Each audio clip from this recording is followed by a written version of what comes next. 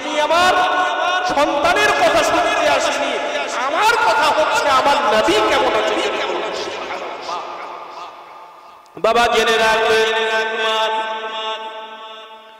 জেনে রাখবেন মা বোনেরা, ওই বৃদ্ধা মহিলা আবার উহুদের ময়দানের দিকে যখন যাচ্ছে, যেতে যেতে যেতে উহুদের ময়দানে গিয়ে দেখছে একটা পাথরের উপরে আমার দ্বীনের নবী বসে আছে, আবু বকর দাঁড়িয়ে আছে, আলী দাঁড়িয়ে আছে, আমাদের মা ফাতেমা তুজ-জোহরা দাঁড়িয়ে আছে।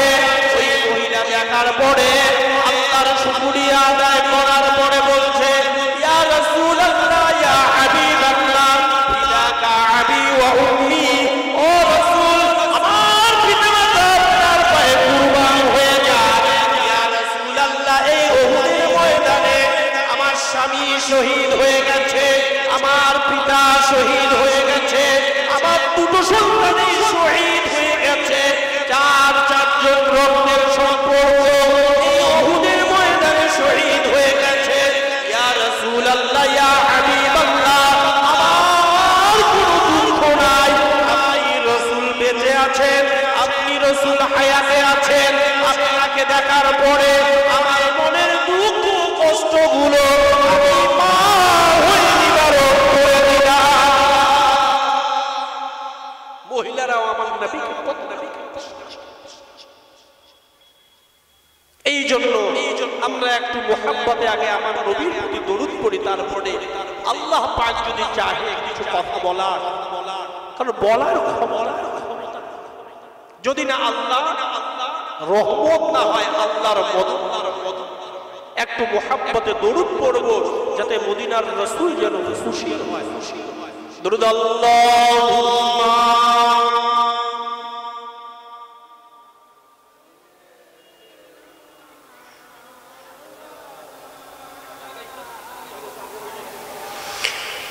وعلى آل سيدنا مولانا محمد كلمة لا إله إلا الله، لا إله إلا الله، لا إله إلا الله محمد رسول।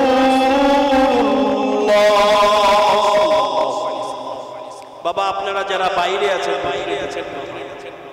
আজকে যে মাজলিসটা পাচ্ছেন, হতে পারে কালকে আমার তকদিরের নাম আছে না বাবা, আজকে আমরা বসতে পেরেছি, হতে পারে আমাদের নসিবে আর না হতে পারে।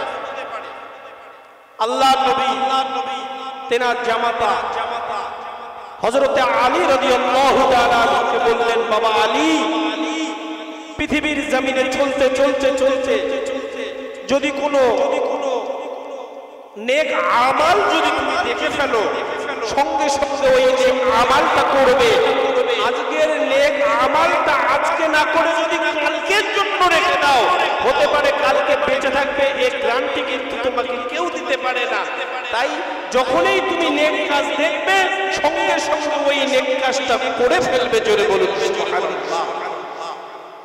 বাবা আলী মানব জীবনে চলতে চলতে শয়তানের তাড়নায় পড়ে তোমার দ্বারাই যদি কোনো অন্যায় হয়ে যায়, অপরাধ হয়ে যায়, তুমি যদি কোনো গুনাহের কাজ করে ফেলো, সঙ্গে সঙ্গে তুমি তওবা করবে।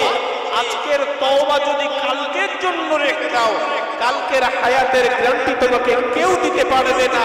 তাই সঙ্গে সঙ্গে তওবা করবে, হতে পারে ওই তওবার কারণে আল্লাহ পাক তোমার গুনাহটাকে মাফ করে দিবে। জোরে বলুন সুবহানাল্লাহ।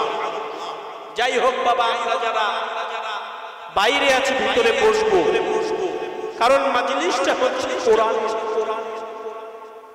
এটা নাবিয়ানা মেম্বারে বসে আমরা কথা বলছি। আল্লাহ নবী বলেন, যে মাজলিসটা কোরআনের হয়, ওই মাজলিসটা আমি আল্লাহ আমার মাজলিস হয়ে যায়। জোরে বলুন সুবহানাল্লাহ। আমরা নিজেকে ধন্য মনে করব। যাই হোক বাবা, আমরা যারা বসে আছি, আমরা কি সন্তান বাবা? আদম সন্তান। আমাদের পিতা এবং মাতা একজন। বাবা আদম থেকে নিয়ে পৃথিবীর যত মানুষ এসেছে প্রত্যেককেই বাবা আদমের সন্তান। ঠিক তো বাবা?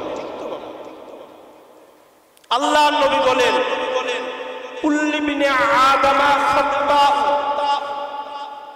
হযরত আনাস রাদিয়াল্লাহু তাআলা আনহু হাদিসটি বর্ণনা করেছেন, তিরমিজি শরীফে রয়েছে। হযরত আনাস যিনি আমার নবী পাকের 10 বছর খাদেম ছিলেন, জোরে বলুন সুবহানাল্লাহ। তিনি বলেন আমার নবী পাক বলেছেন প্রত্যেকটা আদম সন্তান গুনাহগার। কি বাবা? গুনাহগার। হতে পারে কারো গুনাহ বেশি, কারো গুনাহ কম, কিন্তু প্রত্যেকটা মানুষ গুনাহগার। আল্লাহ নবী বলেন খায়রুল খাত্তাঈনা আত-তাওয়াবুন। এবং ওই সমস্ত আদম গুনাহগার সন্তানদের মধ্য থেকে আমার আল্লাহ পাকের কাছে ওই গুনাহগারটা উত্তম, ওই গুনাহগারটা সবথেকে ভালো যারা গুনাহ করার পরে, অন্যায় করার পরে, অপরাধ করার পরে, গুনাহের কথা মনে পড়ে আল্লাহর কাছে যারা তওবা করে, আল্লাহ পাক ওই তওবা কবুল করে আল্লাহ পাক তাকে মাহবুব বানিয়ে নেবে। আমাদের দ্বারাই গুনাহ হয়ে গেছে।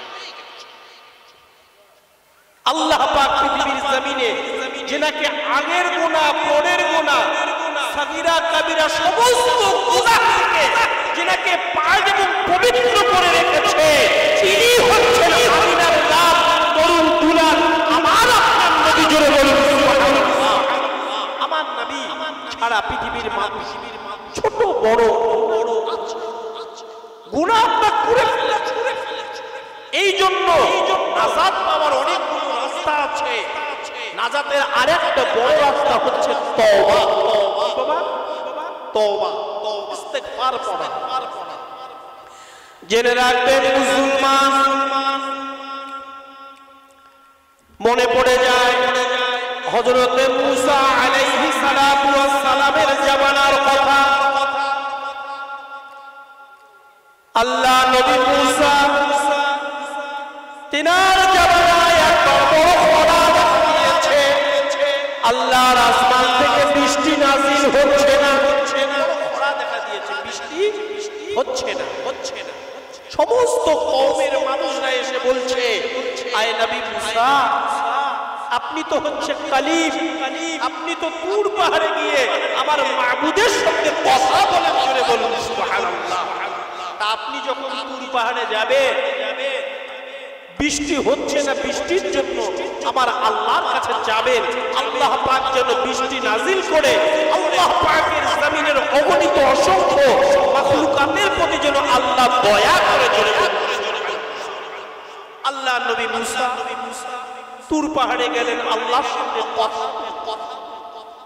কথা বলা হয়ে গেছে।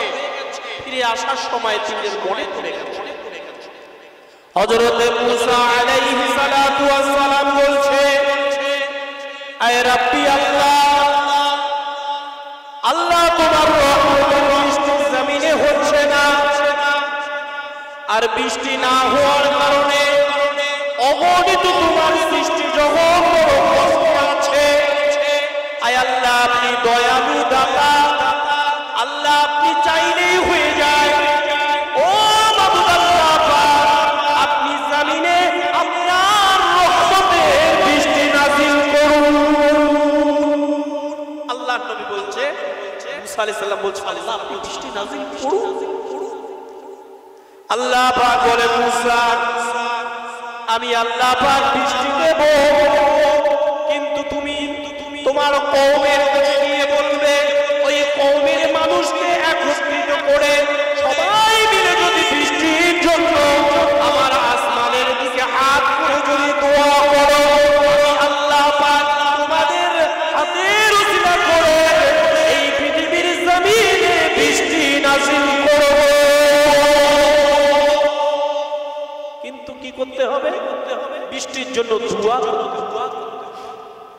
আল্লাহ নবী মুসা আলাইহিস সালাম এলেন, তার কওমের মানুষদেরকে বললেন বৃষ্টি হবে, বৃষ্টি হবে। বৃষ্টি হবে, কিন্তু বৃষ্টি হতে গেলে সবাইকে এক জায়গায় হয়ে আল্লাহর দরবারে বৃষ্টির দোয়া করতে হবে।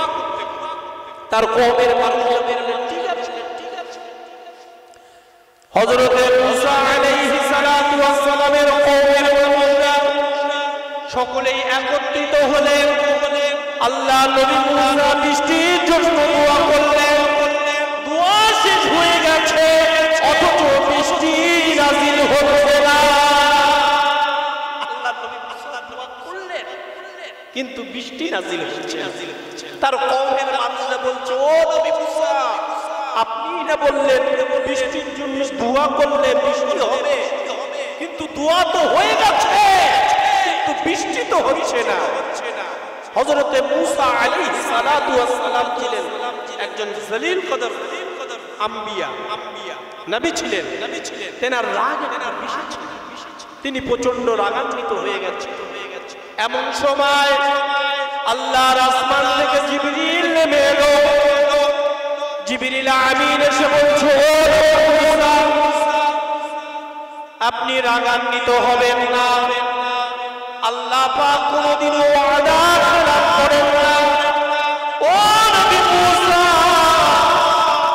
আল্লাহ পাক যা বলেছে আল্লাহ বৃষ্টি নাযিল করবে, কিন্তু এই মাজলিসে এমন একটা গুনাহগার বসে আছে, এমন একটা পাপী আপনার দরবারে বসে আছে।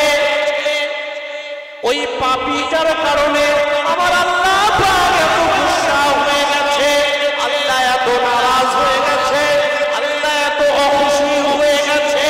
আপনারা বৃষ্টির দোয়া করার পরেও ওই ব্যক্তিটার জন্য আল্লাহর রহমত নাযিল হচ্ছে না। মুসা আলাইহিস সালাম বললেন, তাই করতে হবে। বলছে ওই গুনাহগারটাকে এই মাজলিস থেকে তুলে দিতে, তারপরে আবার বৃষ্টির জন্য দোয়া করতে হবে, আল্লাহ পাক বৃষ্টি দেবে। বাবা বলুন তো প্রত্যেকটা মানুষের আত্মসম্মান আছে। এই জায়গায় যদি বলা হয় বাবা জোহরের নামাজ কারা কারা পড়েনি, বাবা মাজলিস থেকে যান, একটু সম্মানের ঘাটতি হবে তো আমাদের। আচ্ছা কে উঠবে? সবাই বসে। আল্লাহ নবী মুসা বলছেন, বাবা কেমন আছো পাপী? আল্লাহ পাপী বান্দা কেমন আছো? আল্লাহ যাদের এতটা নারাজ হয়ে গেছে, তেনার কারণে বৃষ্টি হচ্ছে না, আমাদের দোয়া হচ্ছে না, তোমরা উঠে যাও। একবার বললেন কে উঠে না, দ্বিতীয়বার বললেন কে উঠে না, তৃতীয়বার যখন ধমক দিয়েছে, সঙ্গে সঙ্গে আল্লাহর আসমান থেকে রহমতের বৃষ্টি জমিনে পড়া শুরু হয়ে গেছে। একবার বললেন দ্বিতীয়বার বললেন কে উঠে না, তৃতীয়বার যখন ধমক দিয়েছে, সঙ্গে সঙ্গে আল্লাহর আসমান থেকে জমিনে বৃষ্টি পড়া শুরু হয়েছে। তার কওমের মানুষরা আবার আল্লাহ নবী মুসাকে বিদ্রুপ করা শুরু করল। এ কি ব্যাপার? মুসার সঙ্গে তো তার মাবুদের নেই। মুসা বললেন, একটা গুনাহগার বসে আছে, এই গুনাহগার থেকে তুলে দিতে হবে, তারপর আবার বৃষ্টির জন্য দোয়া করতে হবে, তারপর দোয়া করবে, তারপরে বৃষ্টি হবে। কিন্তু আমরা তো দেখেছি কে উঠে, তার মানে গুনাহগারটা এখানে বৃষ্টি আছে। আমরা বৃষ্টির জন্য দোয়াও দ্বিতীয়বার দোয়াও করিনি, হাতও তুলিনি, তার আগেই তো বৃষ্টি নাযিল হয়ে গেছে। মানুষরা যখন আল্লাহর নবীকে যখন বিদ্রুপ করা শুরু করলো, এমন সময় আল্লাহর ফেরেশতা জিবরিল এসে বলছে, আয় আল্লাহর নবী মুসা, আপনি রাগান্বিত হবেন না। এতক্ষণ এই মাজলিসে একজন গুনাহগার, একজন পাপী, একজন অন্যায়কারী, আল্লাহর নারাজকারী ব্যক্তি বসেছিল। এখন যারাই আছে তারাই আল্লাহর নেককার বান্দা বান্দি জুড়ে বলুন। আল্লাহর নবী মুসা বললেন, ভাই জিবরিল এই কি বলছো? আমি নিজেও দেখেছি কে উঠে নেই, তার মানে পাপীটা আছে, উঠলে তো দেখা যাবে। জিবরিল আমিন বলে, ও আল্লাহর পয়গম্বর মুসা, আল্লাহ পাকের অনেকগুলো নাম আছে, 99 খানা নাম। কোন ব্যক্তি যদি আল্লাহ পাকের এই 99 খানা সিফাতি নামগুলো যদি মুখস্থ করে, সকাল সন্ধ্যা যদি ওই নামগুলো যদি জপ করে, আল্লাহ পাক ওই ব্যক্তির জন্য আল্লাহর জান্নাত ওয়াজিব করে দেবে। তার মধ্যে আছে কোরআন শরীফের প্রথম পৃষ্ঠায় দেখবে, ইয়া আল্লাহ ইয়া রাহমান ইয়া রহিম ইয়া মালিক ইয়া মালিক সালামুল মুমিনুল মুহাইমিনুল আজিজুল জব্বারুল জব্বার। আছে না বাবা নাম? আছে না? আল্লাহ পাকের সিফাতি নামের মধ্যে একটা নাম হচ্ছে সত্তার। জোরে বলুন সত্তার। কথার অর্থ হচ্ছে চেপে রাখা। আল্লাহ পাক বান্দার অগণিত গুনাহ পৃথিবীর মানুষ না জানলেও আমার আল্লাহ জানে। জানে না বাবা? আল্লাহ জানে তো। পৃথিবীর জমিনে একটা অপরাধ করলে কেউ যদি দেখে ফেলে, যতক্ষণ না কাউকে না বলে, তার ইজ্জতের হানি যতক্ষণ না করে, অতক্ষণ পর্যন্ত কেউ চুপ থাকে না। কিন্তু আল্লাহ পাক আমাদের অগণিত অসংখ্য, আল্লাহ পাক আমাদের কুকর্মগুলো, অপরাধগুলো দেখেছে। অর্থাৎ আল্লাহ পাক কাউকে, পৃথিবীর মানুষকে জানান নাই। জোরে বলুন সুবহানাল্লাহ। কারণ আল্লাহ পাকের একটা নাম সত্তার। বাবা জেনে রাখবেন, মুসলমান, আল্লাহ নবী মুসা আলাইহিস সালাতু ওয়াস সালামকে জিবরিল বললেন, ও নবী মুসা, যখন আপনি লোককে খবর দিয়েছেন, এই মজলিস থেকে যখন খবর দেওয়া হয়েছে, এ এমন আছো পাপী অন্যায়কারী, তোমরা উঠে যাও। ওই ব্যক্তিটার গুনাহের কথা মনে পড়ে গেছে, আরে আমি এত গুনাহগার, এত পাপী, এত অন্যায়কারী, আমি এত আল্লাহর নারাজকারী বান্দা হয়ে গেছি। আমার কারণে আল্লাহর আসমানের বৃষ্টি পছন্দ হচ্ছে না। এই কথাটা যখন মনে পড়ে গেছে, ওই বান্দার গুনাহের কথা মনে পড়ে, ওই বান্দাটা মনে মনে বলে, আল্লাহ আপনি এত বড় রহমান, এত বড় রহিম, আল্লাহ তোমার একটা নাম সত্তার। আল্লাহ আপনি আপনার নবীকে বললেন এই জায়গায় একজন গুনাহগার বসে আছে। আল্লাহ আপনি যদি আমি গুনাহগারের নামটা যদি বলে দিতেন, আল্লাহ এতগুলো মানুষের কাছে আমি বেইজ্জতি হয়ে যেতাম। আল্লাহ আপনি এত দয়ালু, এত দাতা। আল্লাহ আপনি গুনাহগারের কথা বলেছেন, কিন্তু নামটাকে চেপে রেখেছেন।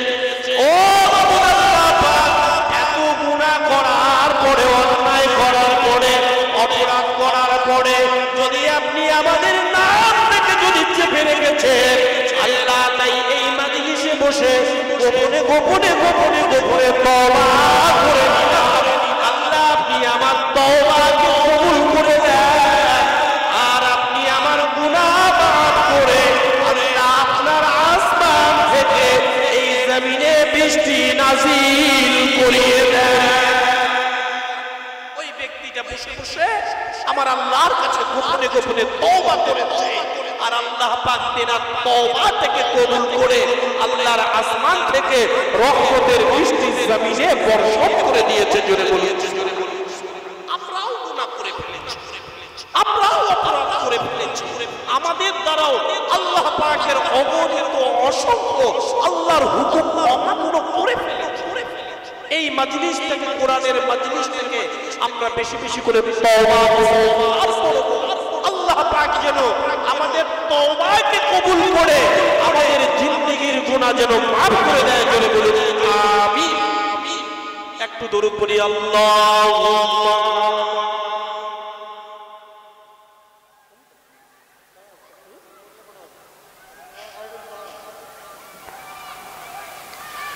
ওয়া আলা আলি সাইয়্যিদিনা।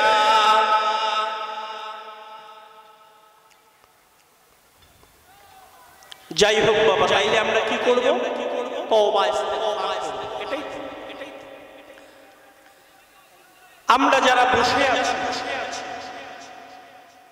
আমরা ইসলাম ধর্মের মানুষ। কি ধর্মের বাবা? ধর্মের সময় যেহেতু সংকীর্ণ, ধারাবাহিকভাবে কোনো বিষয়ে হাত দেওয়া যাবে।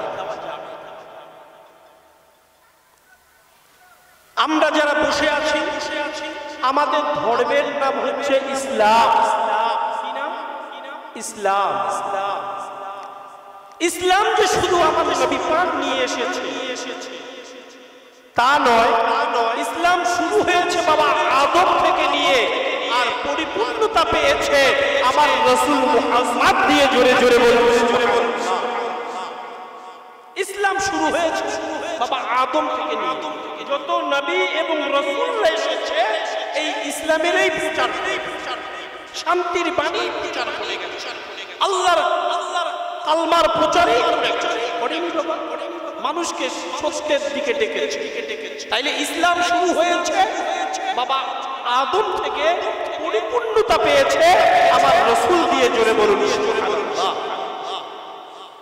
বাবা জেনে রাখবেন মুসলমান, আল্লাহ রাব্বুল আলামিন আমার নবী পাকের উপরে কোরআনের আয়াত নাযিল করে দিলেন। আলিয়াউমা আকমালতু লাকুম দীনাকুম ওয়া আতমামতু নি'মাতি আলাইকুম ওয়া রাদিতু লাকুম ইসলাম দীনান। আল্লাহ পাক বললেন, হাবিব আমি আল্লাহ পাক আজ থেকে আমার দ্বীনকে আপনার উপরে পরিপূর্ণ করে দিলাম। জোরে বলুন সুবহানাল্লাহ।